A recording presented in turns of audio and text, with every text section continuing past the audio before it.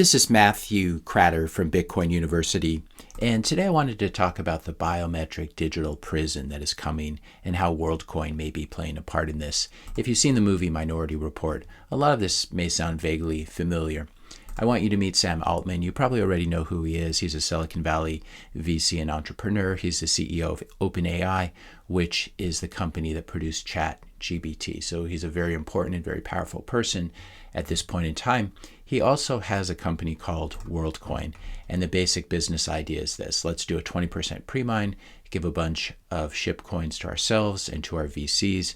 Next, bring in some weird scanning orbs to the global south, scan the eyes of mostly poor people, add them to a global database, and then pay them with this shipcoin, with this Worldcoin, which is, of course, an ERC20 token built on the currency of oppression, which is Ethereum. You can see an example of this. This functions a lot like a multi-level marketing scheme, an MLM scheme, where you bring someone in the community, has one of these orbs, they start scanning their friends and neighbors and relatives, and they recruit more and more people, and they get paid more and more in this worthless coin. Now, Worldcoin has some very misleading advertising talking about the global economy and global privacy, when in fact they are doing the exact opposite. And this is really how Sam Altman functions. OpenAI, of course, is not an open company. Tools for Humanity, which is the parent company of Worldcoin, is, of course, not a tool for humanity. It's anti-human and exploitative. This is very Orwellian language, as you'd expect from someone like this, speaking the language of privacy and security while exploiting the privacy of millions of poor people, scanning their eyeballs. Now, Worldcoin in their material does say that your iris scan is immediately deleted and it's hashed, but we have no way of knowing if this is true, and these are the kind of people that I would not trust to do this. And so you have to be very careful as well when you're using ChatGPT. To the extent it is linked to your real identity, you can be sure that there's a global database being built on you as well. It looks like this has been very successful for Sam Altman.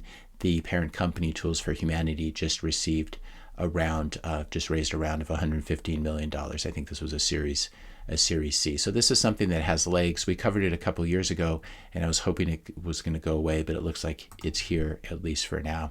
You can see this all over Twitter. Here's someone from Korea saying that I'm the second Korean to be registered. Of course, she has the ETH thing in her bio. But this gives you an idea of how it's spreading around.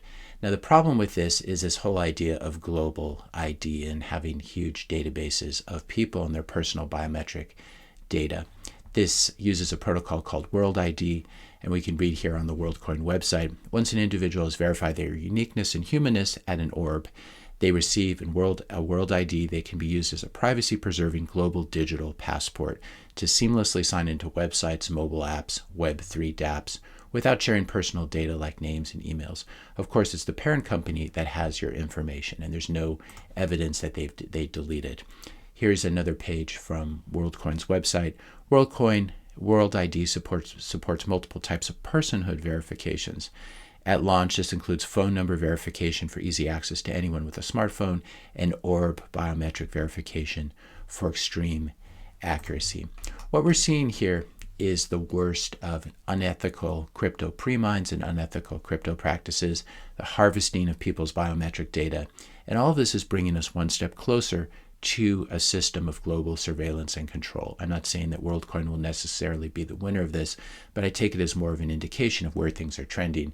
And I think people have to be very careful and realize the trap that we may fall into. We cannot allow ourselves to be put into a digital prison of central bank digital currencies, CBDCs, which are issued directly by a central bank and can be used to turn on or off your money if the government or the central bank decides that you're a bad person.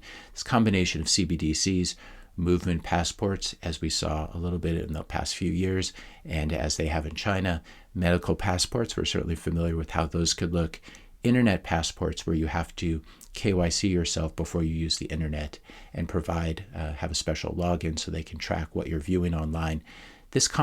All these things combined with personal biometric data like scanning irises is a very, very toxic cocktail. And we've got to be very careful, because if we ever allow humanity to enter into a digital prison like this, where everything is controlled, your food, your access to medical care, your access to the internet, if humanity gets trapped in one of these digital prisons, it's going to be almost impossible to escape. And that's why it's very important to see what's coming with eyes wide open and see how dangerous for example, CBDCs are, combined with the sort of harvesting of personal biometric data. And this is another reason why Bitcoin is so important.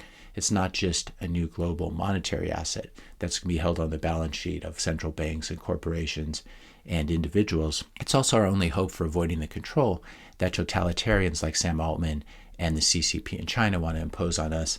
I'll end with a video here of how China's money, their CBDC, is linked to your digital ID, and how you basically scan your face or scan your eyes to use this vending machine, and then it debits your CBDC account with the Chinese central bank. If you found this video helpful, be sure to hit that subscribe and like button. Hit the notification bell if you want to be notified when I publish my next video. And let me know your questions and comments in the comment section below. Thanks a lot for watching, and I'll see you in the next video.